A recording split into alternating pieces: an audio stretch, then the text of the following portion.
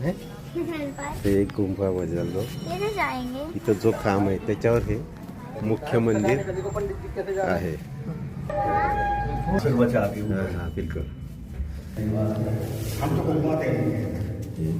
खाली तळघरात आलो होतो.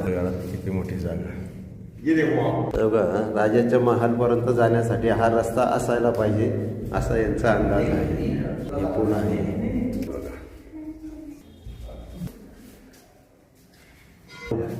हा मुख्य स्तंभ ज्याच्यावर नरसिंह मंदिर उभा आहे. इसलिए इसका महत्व है. हाँ हाँ.